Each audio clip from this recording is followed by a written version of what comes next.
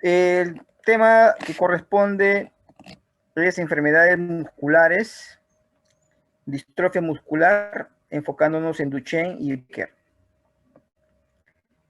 Estas patologías no son tan frecuentes en comparación con otras que ustedes están viendo en su rotación. Sin embargo, es de mucha importancia reconocerlas para poder guiar al paciente a una solución oportuna. Conocido por ustedes ya es diagnosticar enfermedades de la corteza cerebral, médula espinal, neuropatías, polineuropatías. Y hablando de estas últimas enfermedades periféricas, nos topamos con daño a nivel de la fibra muscular. Es una enfermedad primaria del músculo, las miopatías. Una debilidad muscular que presenta ciertas características clínicas al caminar, al incorporarse, algunos rasgos faciales, algunas deformidades a nivel del tronco, escápula, algunas disfunciones cardíacas, algunas enzimas elevadas como la creatinquinasa me hacen sospechar de una apatía.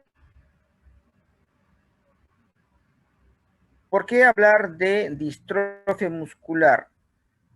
Porque la fisiopatología encarna a un componente genético, como lo vamos a revisar brevemente,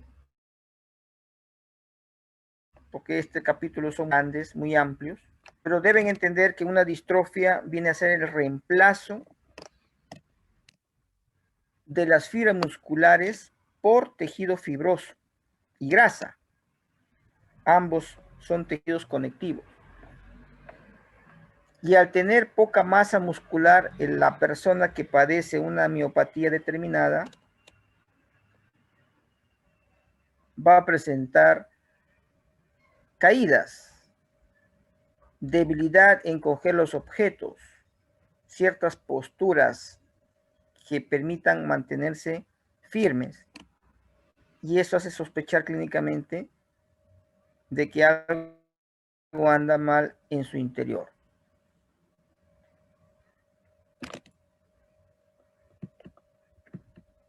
Entonces, las distrofias musculares son enfermedades primarias degenerativas, ya que vienen programadas genéticamente para que sigan habiendo ese reemplazo de fibras musculares por tejido conectivo, hereditarias y de curso progresivo. Por eso es que conforme van pasando los años, se van quedando sin masa muscular. Por eso es que la muerte llega a temprana edad.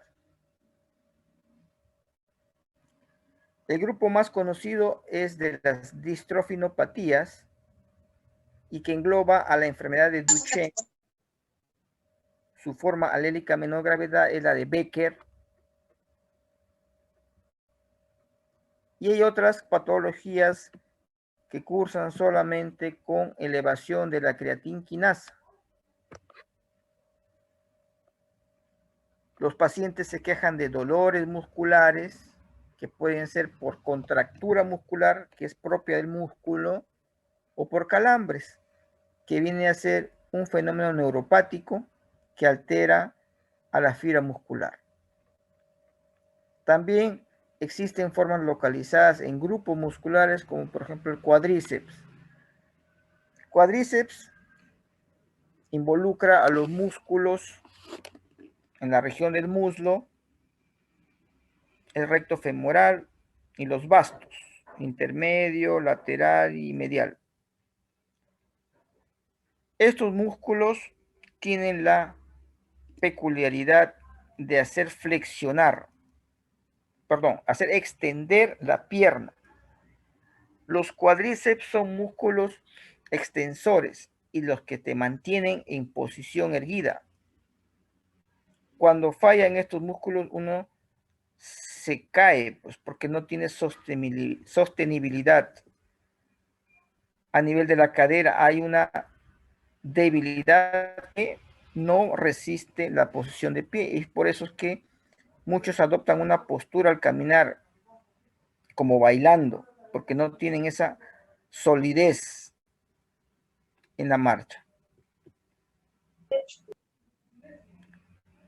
La enfermedad de Duchenne es la más frecuente de las distrofias musculares. Por eso es que el tema del día de hoy es ese.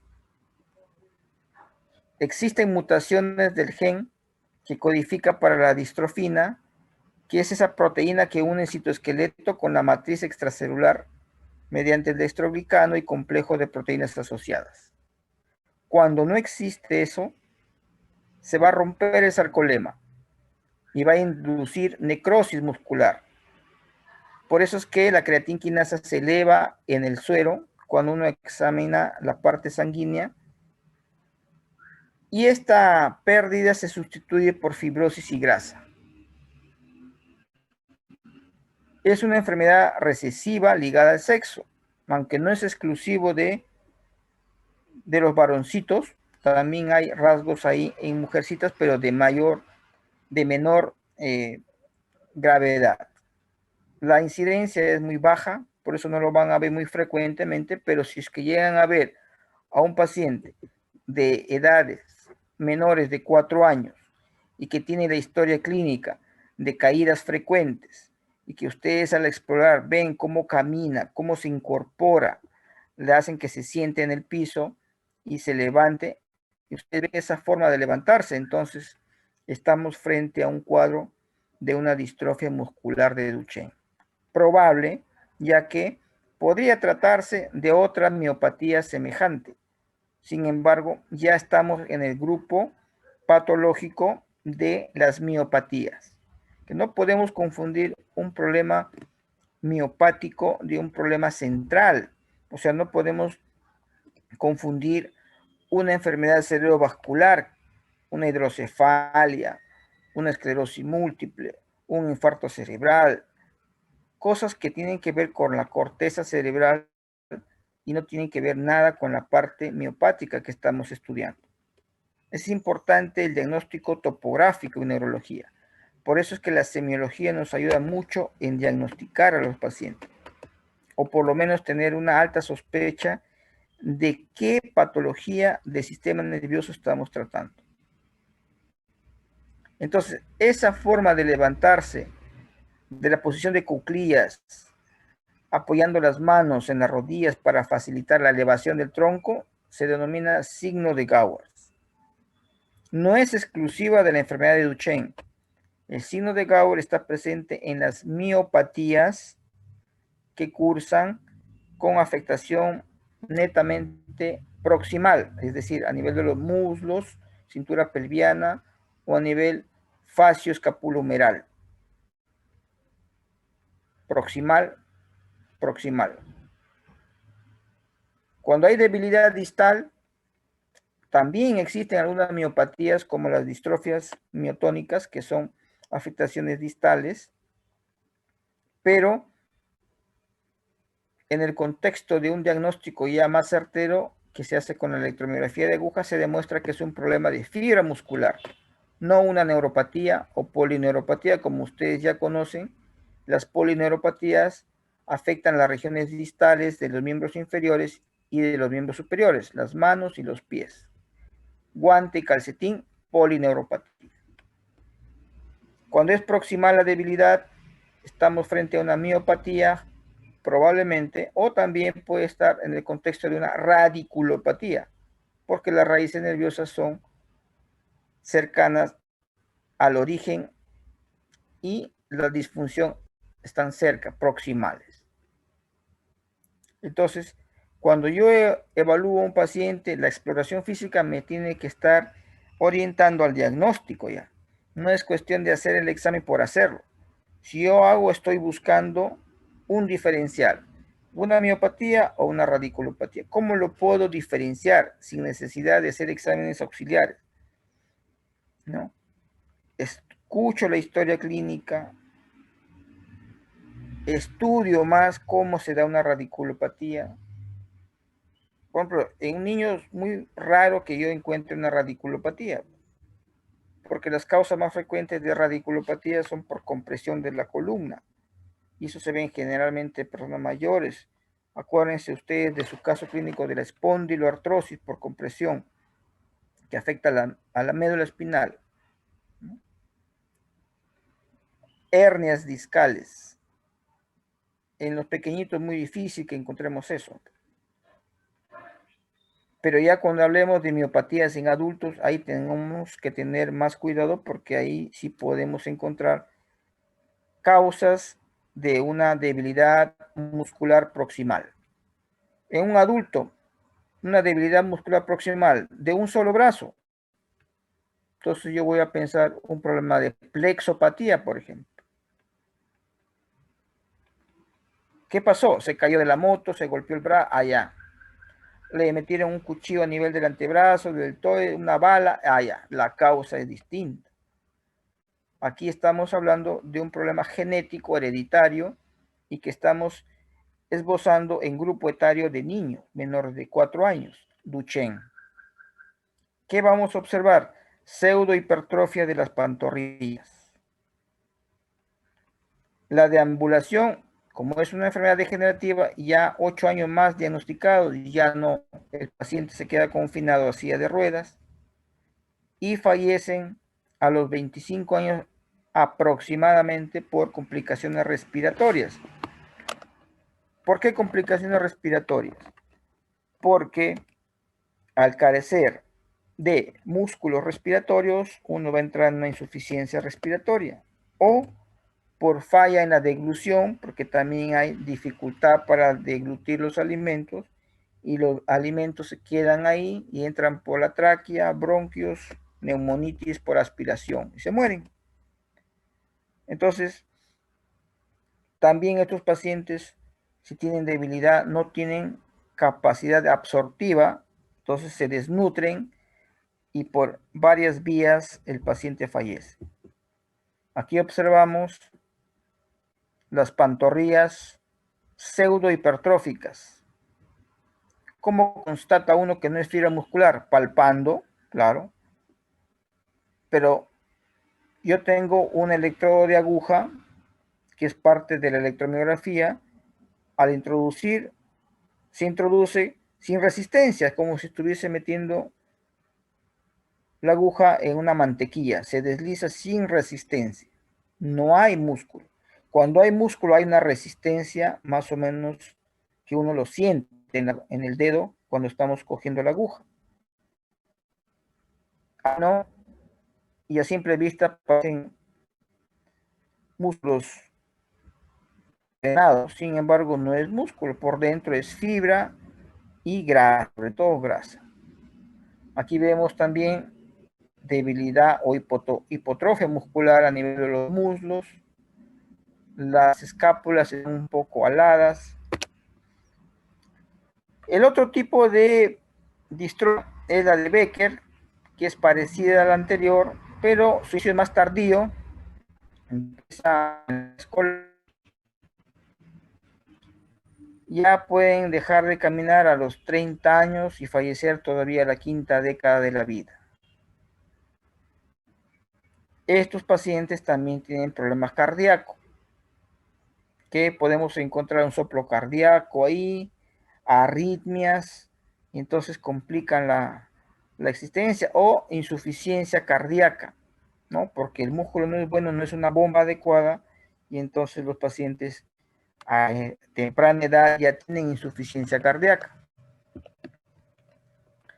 Otra patología que podemos encontrar es la distrofia facio-escapulohumeral.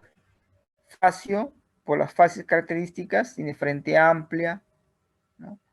Tenemos rasgos distintivos a nivel de la escápula y a nivel del húmero, con hipotrofia generalmente de esos músculos.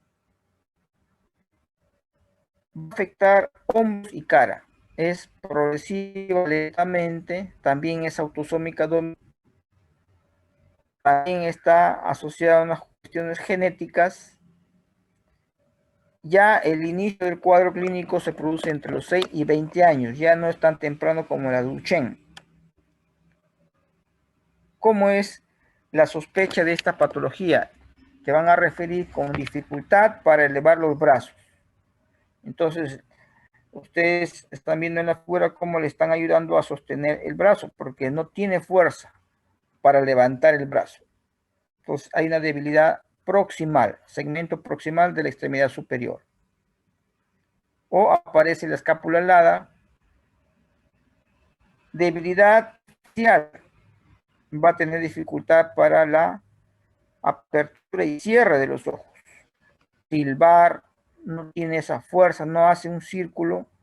El pucho que nosotros llamamos a los bebitos no lo puede hacer, no puede silbar, no puede succionar. Hay también debilidad a nivel de la cintura pelviana, pero ya más tardía.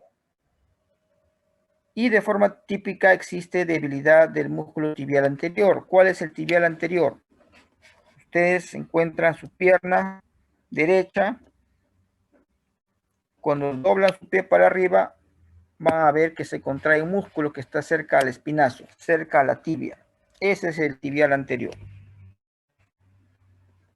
En estas patologías, afección mental no está presente y la parte cardíaca tampoco. La otra patología que podemos encontrar es la distrofia oculofaringea. En la inspección al paciente puede ver que está con los párpados caídos, ¿no? Se va a presentar en pacientes adultos, tercera y quinta década de la vida, por un proceso autosómico dominante. Te va a referir dificultad para la deglución. También puede haber alguna debilidad en las extremidades, pero básicamente está ligado a la oculofaringe. La evolución clínica se ve agravada por complicaciones debido a los problemas deglutorios. Igual, no pueden deglutir, el alimento se queda internamente en la nasofaringe y puede haber una aspiración y también falta de nutrición, que llegan a ser caquéticos, débiles y su condición física empeora su pronóstico. Por eso es que estos pacientes necesitan mucho cuidado en cuanto a su alimentación. Tal cual ustedes han visto a pacientes después de una enfermedad cerebrovascular que paraliza la mitad de su cuerpo y también no pueden deglutir y entonces usan sonda de alimentación nasogástrica. Estos pacientes también van a necesitar una forma de nutrición que pueda permitir nutrirse. Una opción es poner una gastrostomía directamente a nivel del estómago y por ahí nutrirse. Entonces, hablamos de miopatías, hablamos de enfermedades degenerativas, crónicas, y que no tienen buen pronóstico porque van a conllevar a discapacidad en los pacientes.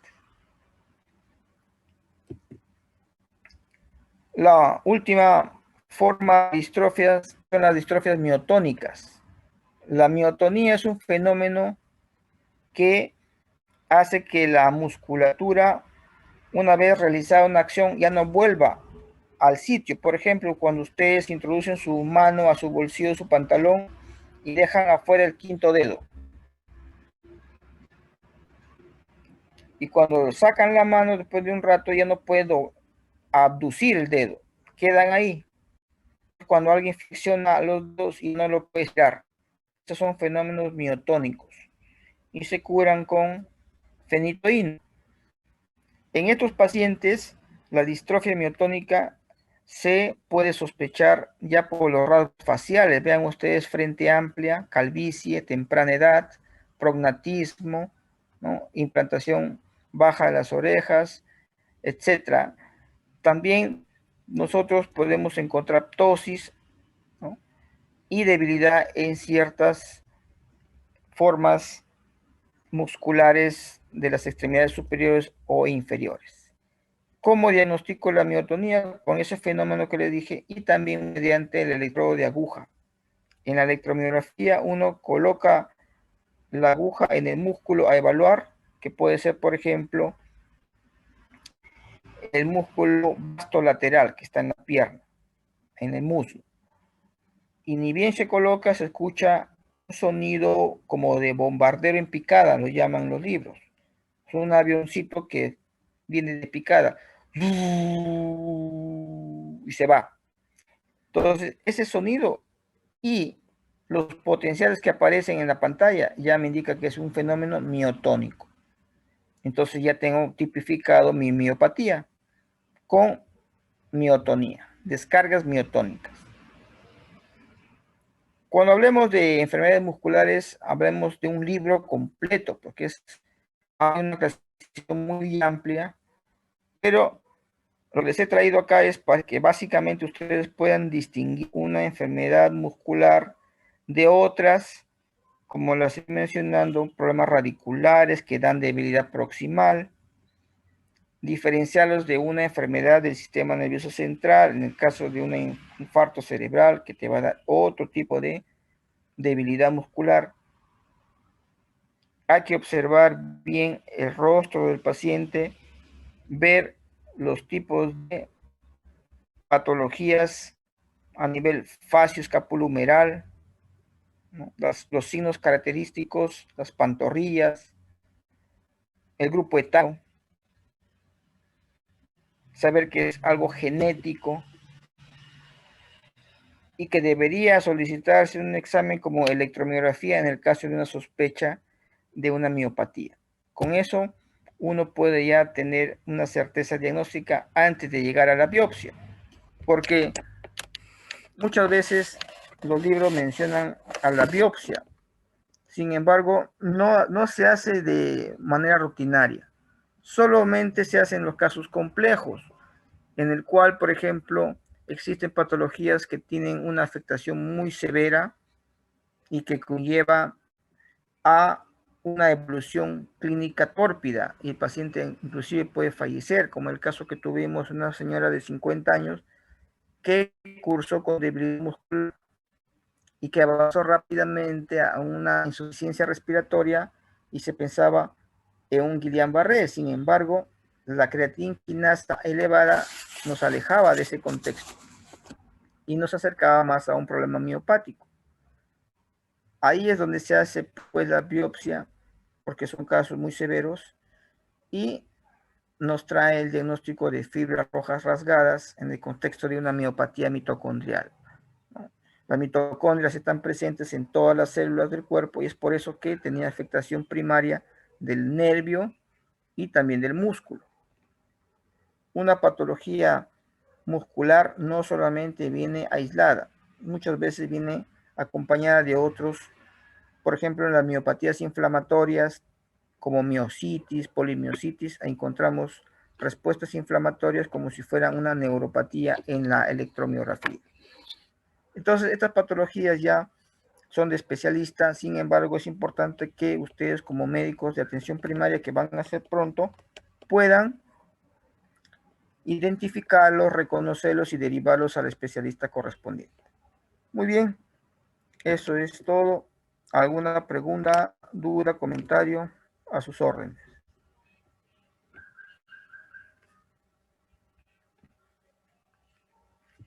Todo claro, doctor. Muy bien, entonces nos estamos viendo pronto. Cuídense. Muchas gracias, doctor. Hasta luego. Gracias, doctor. Gracias, doctor.